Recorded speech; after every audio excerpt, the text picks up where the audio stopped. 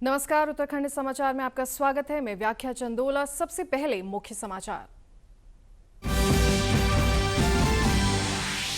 मुख्यमंत्री पुष्कर सिंह धामी बोले, शिक्षा में गुजरात मॉडल लागू करने वाला पहला प्रदेश बना उत्तराखंड। विद्या समीक्षा केंद्र से जुड़ी 16,000 की सुविधा।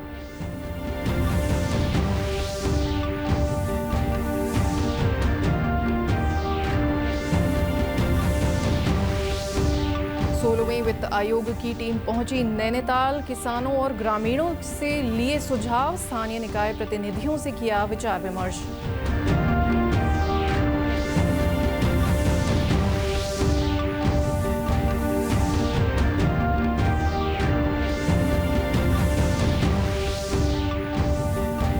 और प्रदेश के सभी मदरसों के पाठ्यक्रम में शामिल होगा ऑपरेशन सिंदूर। मदरसा और वक्फ बोर्ड ने लिया फैसला, सैनिकों की वीर गाथाएं भी पढ़ाई जाएंगी।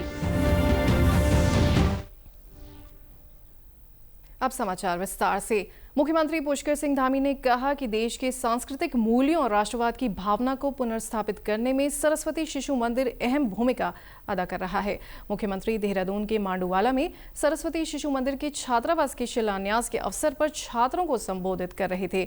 सभी विद्यार्थियों को शुभकामनाएं देते हुए मुख्यमंत्री ने कहा कि ये छात्रावास छात्रों को आवासीय सुविधा प्रदान करने के साथ उनके सर्वांगीण विकास में महत्वपूर्ण भूमिका निभाएगा। इस मौके पर मुख्यमंत्री ने कहा कि प्रधानमंत्री नरेंद्र मोदी के नेतृत्व में देश में शिक्षा व्यवस्था में व्यापक सुधार किए गए हैं। प्रदेश सरकार ने देश में सर्वप्रथम नई शिक्षा नीति को लागू किया। प्रदेश में 141 पीएम श्री विद्यालय तथा नेताजी सुभाष चंद्र बोस आवासीय विद्यालयों का निर्माण किया जा रहा है। प्रदेश के 13 जनपदों के 500 विद्यालयों में वर्चुअल क्लासरूम की व्यवस्था भी की गई है। मुख्यमंत्री ने कहा कि प्रधानमंत्री के विद्या समीक्षा केंद्र के गुजरात मॉडल को लागू करने वाला उत्तराखंड देश का पहला राज्य बन गया है। राज्य के लगभग 16,000 विद्यालय इस नवाचार से जोड़े जा चुके हैं। विद्या भारती द्वारा संचालित विद्यालय मात्र शिक्षा संस्थान नहीं है, बल्कि राष्ट्र निर्माण की वो प्रयोगशालाएं हैं जहां पुस्तकों से अधिक चरित्र निर्माण और अंकों से अधिक संस्कार और सेवा भाव को महत्व दिया जाता है।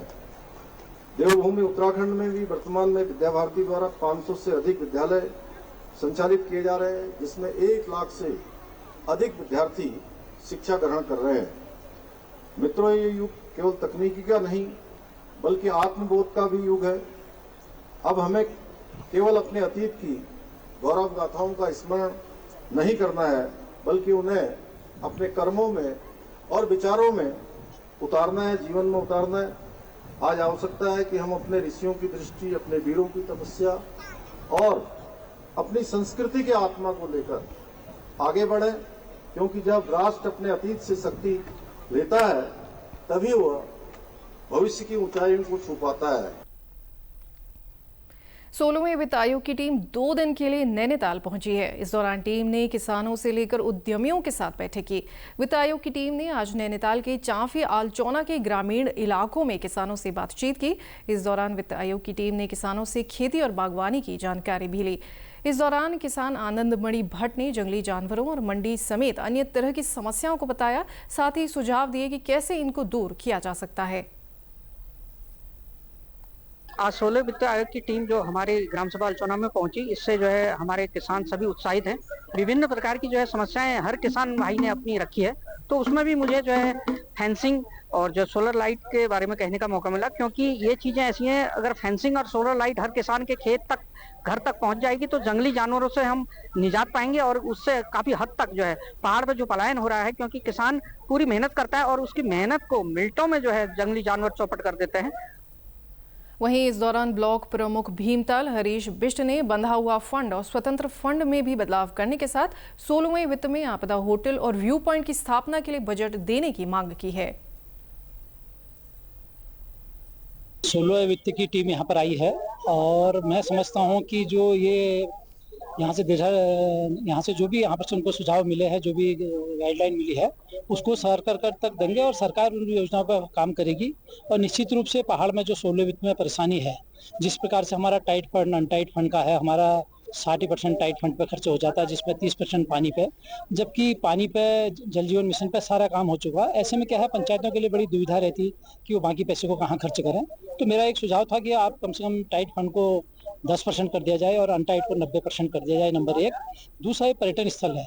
हम चाहते हैं कि जो हमें 16 वित्त मिलेगा, उस 16 वित्त को हम कम से कम अपने होटल बना सकें, अपने व्यू पॉइंट बना सकें, कुछ ऐसे परिसंपत्तियों का पुनर्सर्जन कर सकें, उसके लिए मिल जाए। तीसरा, सबसे बड़ी बात यह है कि जितना हमारे पास यहाँ पर जो आपदाग्रस्त क्षेत्र है, समय समय पर आपदा आती है, हम चाहते हैं कि 16 वित्त में कुछ व्यवस्था ऐसी हो जो हमें आपदा के लिए पैसा मिले। उत्तराखंड सरकार ने एक ऐतिहासिक फैसला लेते हुए राज्य के मदरसों में ऑपरेशन सिंदूर को सिलेबस में शामिल करने का निर्णय लिया है। इस ऑपरेशन में भारतीय सेना के पराक्रम और शौर्य की गाथा को मदरसों के छात्रों को पढ़ाया जाएगा। उत्तराखंड मदरसा बोर्ड के अध्यक्ष मुफ्ती समून कासमी ने नई दिल्ली में केंद्रीय रक्षा मंत्री राजनाथ सिंह से मुलाकात के बाद मीडिया को ये जानकारी दी। उन्होंने कहा कि उत्तराखंड में 451 मदरसे पंजीकृत है, जिनमें करीब 50,000 बच्चे पढ़ते हैं। माननीय रक्षा मंत्री भारत सरकार श्री राजनाथ सिंह से हमारी मुलाकात हुई, जिसमें देश के सूफी संत और इंटेलेक्चुअल मुस्लिम शामिल थे। हमने वहां ऑपरेशन सिंदूर की सफलता पर देश को और देश की सरकार को और माननीय रक्षा मंत्री और माननीय प्रधानमंत्री श्री नरेंद्र मोदी जी को मुबारकबाद दी और उनकी सफलताओं का पर उन्हें शुभकामनाएं पेश की। और हम अगला जो हमारा कदम है वो ये है कि हम उत्तराखंड राज्य के अंदर, जैसा कि हम बहुत सफल तरीके से हम अपने मदरसों को मुख्य धारा से मेन स्ट्रीम से जोड़ रहे हैं, जिसे 60 साल में कांग्रेस ने अपने कार्यकाल के अंदर मेन स्ट्रीम से दूर किया था। हम माननीय मुख्यमंत्री श्री पुष्कर सिंह धामी जी के मार्गदर्शन में, उनके नेतृत्व के अंदर हम ये कोशिश करेंगे कि हम मदरसों के अंदर सफल ऑपरेशन सिंदूर को की गाथा को हम शामिल करेंगे। वहीं वक्फ बोर्ड अध्यक्ष शादाब शम्स ने कहा कि अब हम मदरसों को स्मार्ट बनाने जा रहे हैं। इन मदरसों में हम NCERT उत्तराखंड का सिलेबस पढ़ाएंगे। और हमारा मानना है कि हम अपने मदरसों को स्मार्ट बनाने जा रहे हैं और उन मदरसों में हम NCERT का उत्तराखंड सिलेबस पढ़ाएंगे। और हमारा साथ में ये भी मानना है कि उत्तराखंड के अंदर, क्योंकि हम सैन्य धाम भी हैं, तो हमारे मदरसे के बच्चे अब तमाम जो वीर गाथाएं हैं सेना की, वो तमाम वीर गाथाएं भी पढ़ेंगे। और उसमें ऑपरेशन सिंदूर में जो हमारी सेना का शौर्य रहा, जिस तरह से आतंकवादी कैंपों को उड़ाया गया, उन नापाकिस्तान के जो नापाक मंसूबे आतंक के रूप में पल रहे थे POK में, जैसे उन्हें ध्वस्त किया गया, मेरा एक एक बच्चा उनको पढ़ेगा।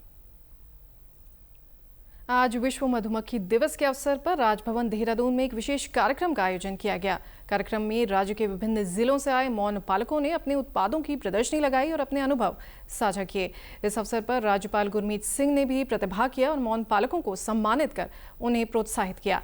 कार्यक्रम में राज्य के विभिन्न जिलों से आए प्रगतिशील मौन पालकों और वैज्ञानिकों ने अपने अनुभव, उत्पाद और नवाचारों को साझा किया। इस दौरान राज्यपाल ने न केवल प्रदर्शनी का अवलोकन किया, बल्कि मौन पालकों के अनुभवों को भी ध्यानपूर्वक सुना और उनकी सराहना की। उन्होंने कहा कि उत्तराखंड को मौन पालन के क्षेत्र में जो प्राकृतिक आशीर्वाद मिला है, उसे हमें सही दिशा में लेकर जाना है। शहद को लोकल से ग्लोबल तक पहुंचाना हमारा अगला लक्ष्य है। कार्यक्रम में बागेश्वर, पिथौरागढ़, अल्मोड़ा, देहरादून, हरिद्वार और नैनीताल से आए उत्कृष्ट मौन पालकों को सम्मानित किया गया। साथ ही गोविंद बल्लभ पंत कृषि एवं प्रौद्योगिकी विश्वविद्यालय के वैज्ञानिकों को भी उनके शोध और नवाचार के लिए सम्मान प्रदान किया गया। भारतीय मानक ब्यूरो की देहरादून शाखा ने आज महिला एवं बाल विकास विभाग में भारतीय मानक पर 1 दिवसीय क्षमता संवर्धन कार्यशाला का आयोजन किया। कार्यशाला के दौरान भारतीय मानक ब्यूरो के विशेषज्ञों ने महिला एवं बाल कल्याण से संबंधित विभिन्न भारतीय मानकों, उनके अनुप्रयोग तथा क्रियान्वयन की व्यवहारिक जानकारी दी।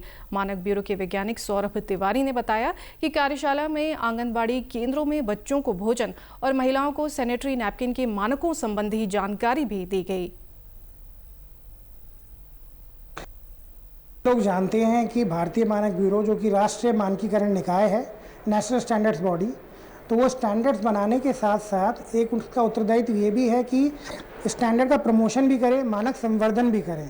तो भारतीय मानक ब्यूरो ने एक नई मुहिम शुरू करी है, जिसमें कि राज्य स्तरीय जितने भी विभाग हैं, आज हम एक कार्यक्रम कर रहे हैं women and child development department के साथ, तो उनसे संबंधित जितने भी मानक भारतीय मानक ब्यूरो ने बनाए हैं, चाहे वो इन्फेंट न्यूट्रिशन पे हों, चाहे पर्सनल हाइजीन पे हों, चाहे यूटेंसिल जो और टॉयज़ यूज़ होते हैं आंगनवाड़ी सेंटर्स में, इन सभी से संबंधित जो है मानकों की जानकारी जो भी पदाधिकारी विमेन एंड चाइल्ड के डेवलपमेंट डिपार्टमेंट में हैं उनसे साझा की जा रही है।